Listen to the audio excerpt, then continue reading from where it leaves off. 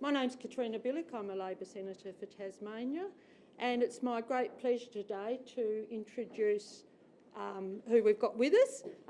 We've got Brian Mitchell, the federal member for Lyons, Julie Collins, the federal member for Franklin, Matt Keogh, the Minister for Veterans Affairs, the Federal Minister for Veterans Affairs, and also I acknowledge Andrew Wilkie, the member for Clark, Dean Young, who's representing Guy Barnett, the State Minister. Have I missed any politicians in the room? I don't think so.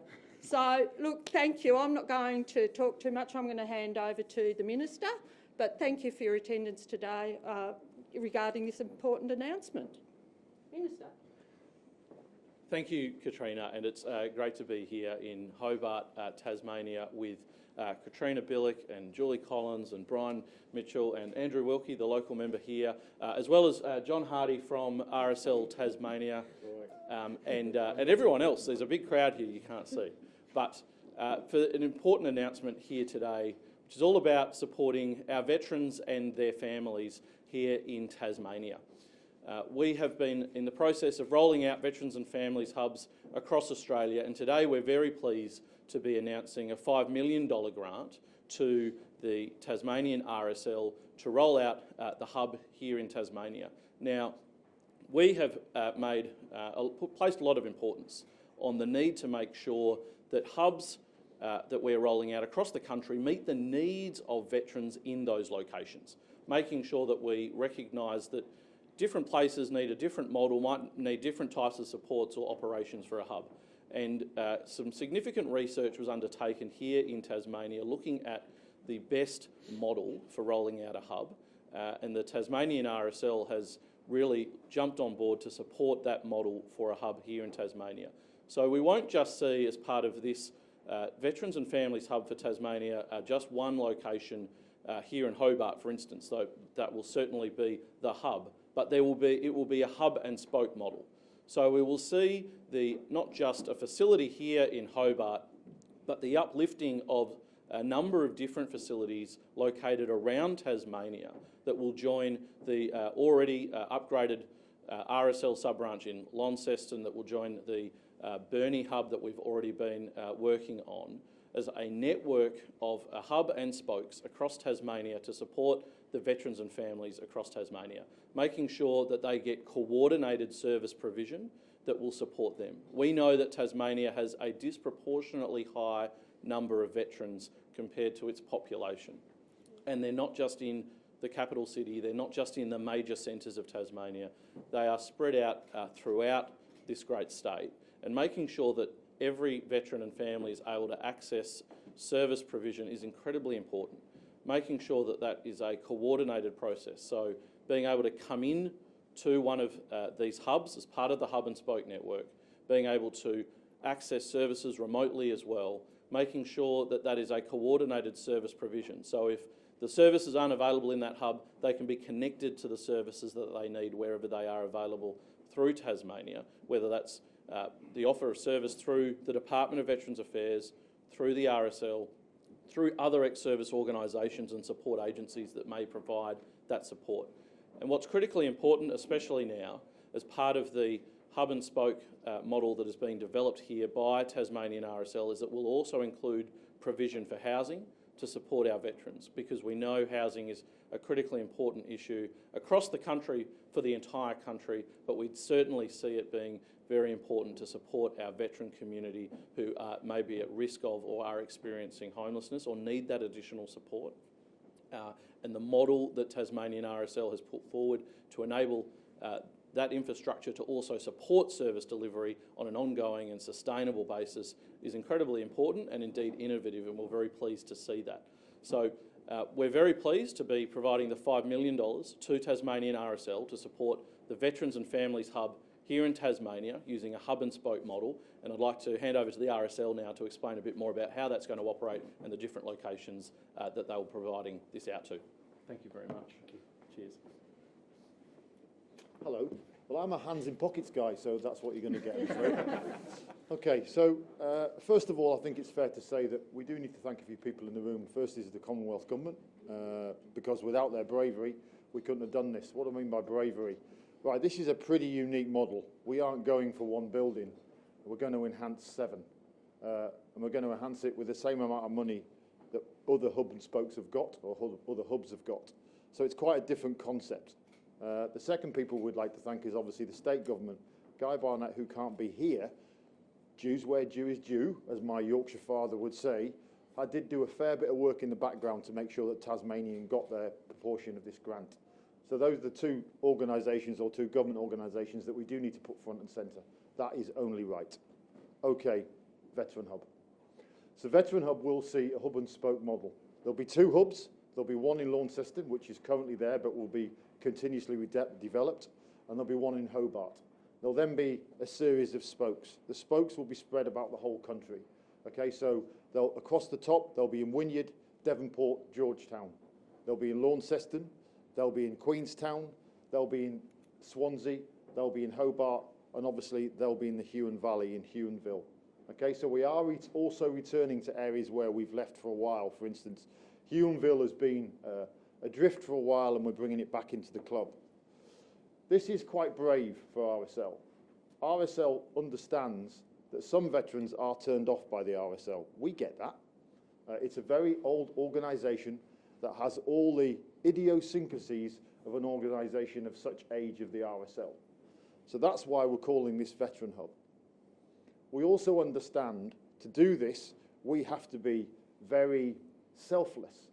And being selfless is also very brave, because we will give up land to build accommodation for veterans, but also to build accommodation where people from other countries can come and stay in our accommodation, so we also generate revenue. This grant is not something where we just fire and forget, and at the end of it, it shouldn't work. The criteria is very clear. At the end of the grant, we need to be able to stand on our own 2 feet. So it is a mix of accommodation for veterans, but it's also a mix of how we gain funds later on through renting out that accommodation. RSL Tasmania already has accommodation in Tasmania. So the concept is based around VeteranHub. And this is the last time that we'll discuss RSL with you. It'll always be VeteranHub going forward. But we need all organisations to get on board. So if you are a non-for-profit organisation, a business, if you are a government organisation, if you are a primary health frontline provider, and many others, we now need you in phase 1 to go online to veteranhub.org.au and register what you do, your business, your organisation. This is the first phase, phase 1. Veterans understand phases, so they'll have no issue understanding that phase 2 will be start of what we're going to call the veteran registration. But phase 1 is critical, because we need to know who's going to get on the bus. We need everybody on the bus. If you're in Tasmania, get on the bus. This is a quantum leap in veteran services, probably the biggest leap since RSL Tasmania came to Tasmania. Okay? We've got to understand that. Once we know what services we've got, we'll then register the veterans. And then the final stage, after we've trained the staff, will be to roll it out. So we're not going to do anything that people are going to see for about 3 months. The first phase, the first 3 months, is getting the infrastructure in place and getting businesses, organisations and government organisations in place so we can provide services. Once that's in place, when a veteran comes into the VeteranHub, we can provide the right service. That service won't just be our service. It won't just be compensation or well-being. It'll be all services. So everything a veteran can get.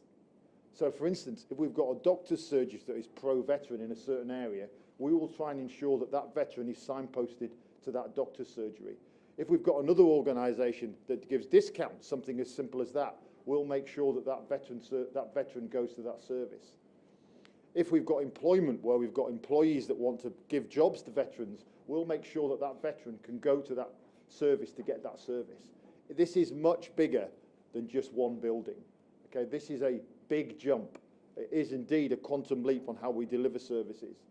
No one else in any state is doing this across the whole state. We are the first.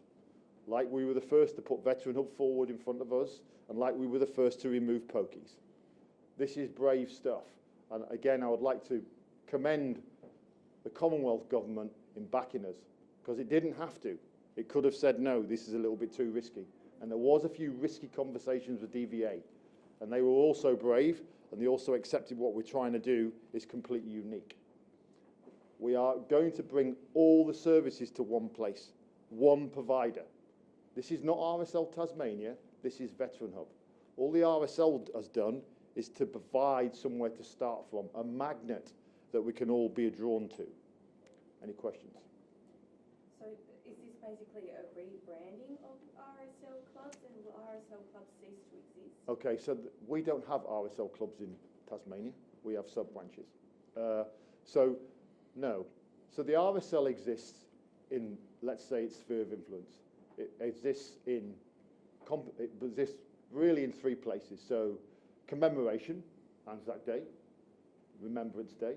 It exists in comradeship. So veterans get together in their families and they're able to share experiences with inside the sub-branch. They do a really good service there. What we've got to do in the welfare space is we've got to deliver welfare to everybody. So what the spokes will do is they will allow a space in their sub-branch where VeteranHub can exist with a separate entrance, and it can exist. Now, all organisations can use this space. So if you are, let's say, a doctor and you need a space to go and see a local patient, or be it a veteran or member of their family, we will give you this space. You'll book it up, we'll book you in, and away you go, and that'll be it. You'll have a place to do it. So that's any organisation across the board. This is an open opportunity. This is an opportunity and an invitation to make a difference. In terms of, you talked about how the RSL and its idiosyncrasies, and are you aiming to hopefully, through this VeteranHub, change that perception as well? And So the perception is changing. Our membership is already up. So if you look at our membership now, I can't tell you when the last time it went up, but it's quite a while from the information I can find. We're already about 7% up on membership. So it is starting to change. You know, the RSL is starting to be seen as a different organisation. There are conversations that we don't like being in, but there are other conversations that we've got to be absolutely front and centre in. We are here to provide services for veterans. That is the RSL's function. Let's never forget that. So you won't be closing any sub-branches, but you will be offering additional services in order to attract more people to find the help that they need. And how many people out there do you think that there are that you could potentially help that aren't currently receiving that assistance? Okay, so I can tell you since the beginning of this year, we've helped over 300 veterans and members of their families, beginning of this year. Let's say there's 17,500 veterans on the island. I'm pretty close. We want to provide a service where they can all come. This isn't just about help. So don't always think of this as a problem.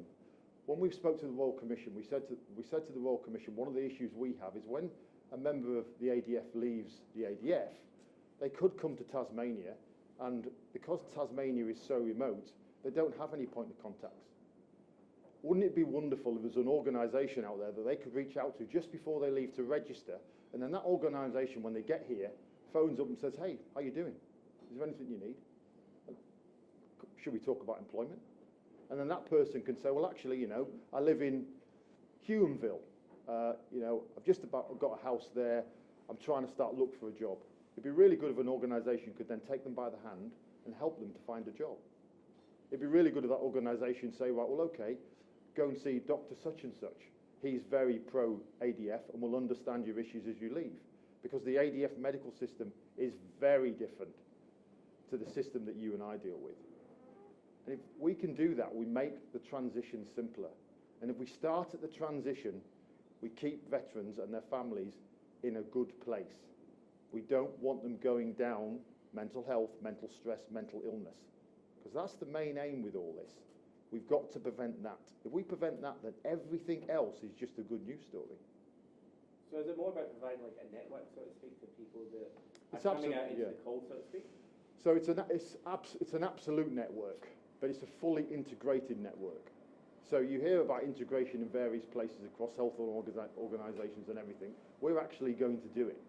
So there'll be a business process management system that which will control this network. We'll have people sat in the network. So for instance, if we get a veteran and we provide assistance, we don't just put that veteran down. 6 months' time, we'll give him a ring, or her a ring, and say, hey, how are you doing? If that veteran doesn't want contact, that's fine. But if they do, we just go, 6 months' time, we're going to give you a ring, see how you're getting on. Wouldn't you like that? I mean, you know, wouldn't it be nice to go to somewhere that you may not come from, that you retire in, for instance?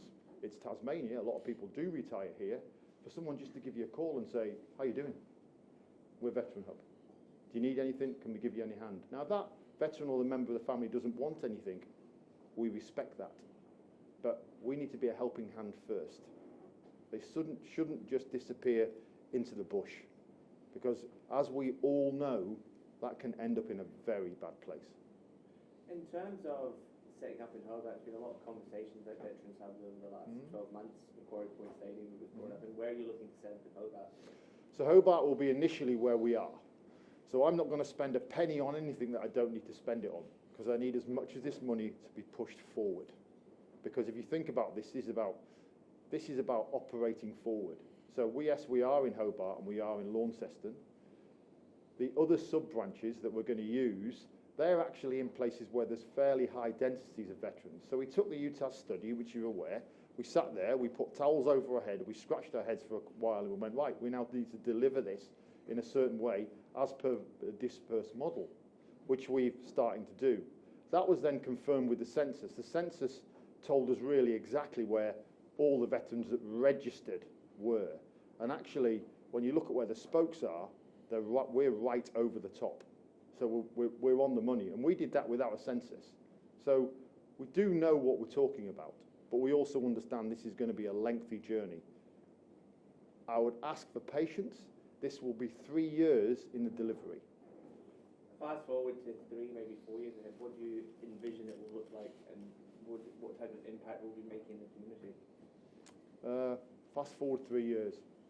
So again, our message hasn't changed. I would like to see Tasmania a place where veterans and their families can thrive. Wouldn't that be a beautiful thing? That's what we want. That's what we want to get to. We want to get to a stage where these spokes are providing services either virtually or in real time. And maybe, just maybe in the future, we start to integrate with other people that might need help. So we start with veterans and then we move it forward from then. Because we've already got the space. We can already do this. We've just got to prove the concept. And what have you heard from members about how much they're struggling due to the lack of appropriate support for them? Look, I think what we've announced today is a great step forward. We do already provide significant support. So last year our service provision went up by 900%. So that's how much support we're giving. So there is support there. People are stepping up. This is a difficult environment to work in. You know, the RSL is taking a chance. It's taking a while for us to become financial stability, as you would expect. But to do that, we can't just close places down. We've still got to deliver services. So we've got to do it slowly. This will help greatly in that. But this money is for VeteranHub. It's not for the RSL. It's to deliver VeteranHub through a hub and spoke model. Yes, there are challenges, but we're trying to fix it. And this goes towards fixing it. And has the Royal Commission helped veterans feel more seen and heard, do you think? Look, I think the Royal Commission's got a long way to go. I think I'd be fair in saying that what veterans want is they want action from the Royal Commission. If they deliver action, then it will be seen as a good thing. What we can't have is Royal Commission number 47. Can't have that. We've got to do it from this Royal Commission, and we've got to get on with it. And I don't think any veteran or all members of their families, now let's not forget here, people only ever talk about veterans, okay? I've been into combat multiple times. It's the family that keep you going in the background. They're just as important as this. So all the sons, all the daughters, all the mothers, all the fathers, the uncles, the cousins, the network. There's 17,000 veterans, 7,500 veterans in Tasmania. That's about 90,000 people related to a veteran. So the effect is multiple. It's if we get one suicide in a veteran, that's a tsunami effect on the local community. And we all know one thing, right? Communities work. We're not sure about much else, but communities definitely work.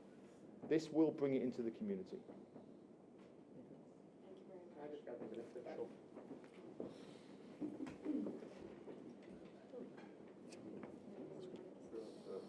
Yeah. You want to go from there?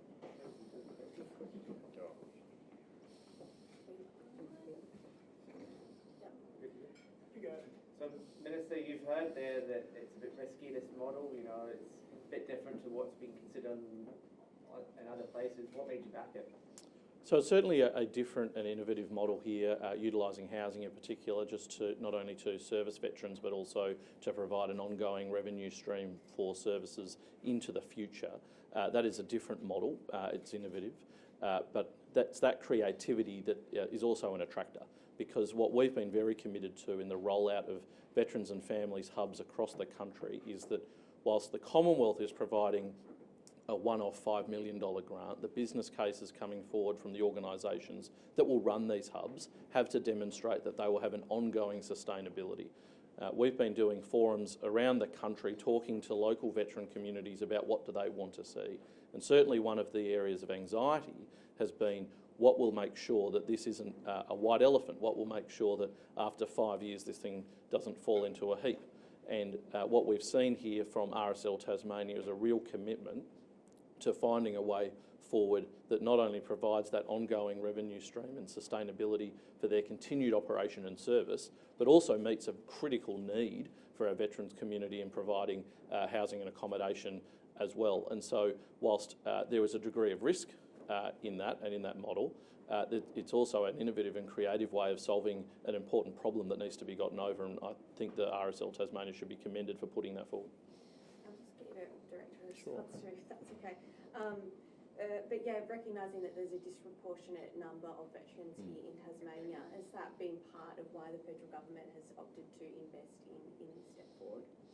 So we've, in rolling out the veterans and families hubs across the country, we've looked at where have we seen the highest concentration of veterans. And Tasmania itself as an entire state has that increased concentration of veterans. It's why the hub and spoke model that's been put forward, the University of Tasmania did that research work around what was the best model to apply here.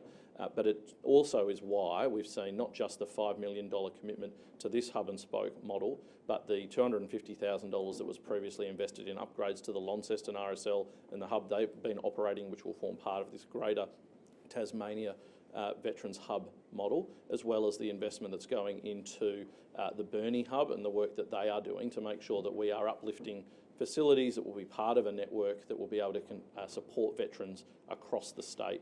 And that's why there's been an increased investment here in Tasmania.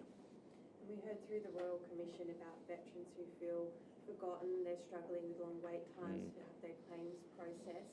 Will this be a way of making them feel more supported, and also is there anything more you can do to help speed through those claims?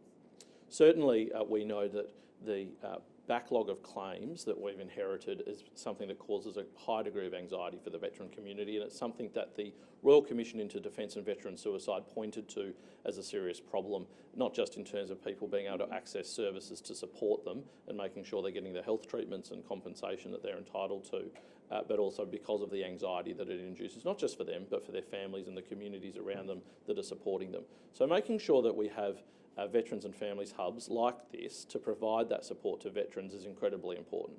But what's also important is the work that we're doing to get through that backlog that we inherited. Now that backlog was around 42,000 claims when we came into government at the end of May. It continued to increase up to 45,000 by September. In that time, we've also been hiring hundreds of additional staff within the Department of Veterans Affairs to make sure that we're able to get on top of that backlog and reduce it. And so what we have done now, we've employed over 300 additional staff in the department. We've got that backlog now down to under 32,000 claims. That's a 23% reduction from the peak in September. And we're looking forward to eliminating that backlog in the course of next year. And we should be through the initial claims process, part of that backlog, hopefully by the end of this year, which is what enables veterans to be able to make sure that they've got access to all the health supports and services that they require through the Department of Veterans Affairs. What we inherited there was a huge problem for the veteran community across Australia, not just here in Tasmania, but we're taking serious action to get through that, and we're starting to see the dividends of that action. We heard a bit about how the the reputation of RSL Tasmania, I guess, has changed over the years, and perhaps younger veterans have a different view on it. Do you think the Veteran Hub will encourage younger veterans to get the support they need? Certainly, I think we've seen with each generation of veterans that existing organisations have been not necessarily the thing that a new generation has felt welcome to. And I don't think RSL has been any different to that, and they've seen that over generations themselves. With our contemporary veterans now, having hubs like the Veterans and Families Hub that RSL Tasmania are establishing and that we're working through with a number of different organisations, including RSLs around the country, is about putting a bit of a different face onto services, but making sure critically that those services are coordinated, that people are able to get referrals to the breadth of different services that they need, which also recognises the different needs and requirements of our contemporary veteran cohort today and the breadth of services that are available through the Department of Veterans Affairs, but also through the wide variety of different service and support organisations that exist in Australia now to support contemporary veterans, but also our former generations of veterans. This year is the 50th anniversary of the end of our involvement in the Vietnam War, for example.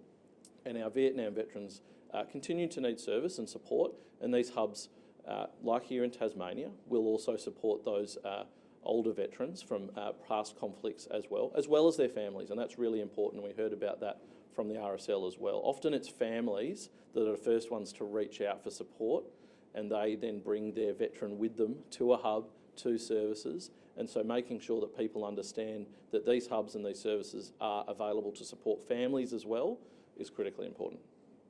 And the federal government is investing in Macquarie Point development. Obviously, there's been a lot of debate over whether or not that could potentially overshadow the Hobart Cenotaph. Is that something that you'll be discussing with RSL Tasmania while you're on this visit, and have you spoken to them much about that issue? Well, certainly at the time that we made our announcement of supporting the state government's project there, we referenced the point that we were aware that there were some concerns about making sure that that any impact is minimised and that there's appropriate treatment to ensure the sacred nature of the cenotaph there and the ongoing commemorative events and services and reflection that occur at the cenotaph to make sure that is sympathetic. That the designs and obviously for the stadium and all of that is a matter for the state government to work through, but we were aware of the concerns that have been raised here. And is there anything more you think the state government could be doing to better support veterans in Tasmania? Well, certainly I've been really pleased since coming into this role just over a year ago to see the way in which all of the state governments over recent time have come forward to support veterans and their families from a state government point of view across Australia. And there's certainly differences in the approaches that are being taken there. And I've had good ongoing discussions with the State Minister here, Guy Barnett, about what supports the state can also continue to provide and support veterans here. And he's been very engaged with this model of the Veteran Hub rollout and has been engaging strongly, just like all of his state counterpart colleagues have been with me, and we look forward to continuing to see that engagement with all of the states, because there are certainly things that when it comes to veterans, but also to serving personnel as well, as they move around the country, that our state governments can assist, smooth those processes, make life easier for our Defence Force personnel and veterans with items that are really within state responsibility, and we look forward to continuing that engagement. Okay. Thank you very much, everybody.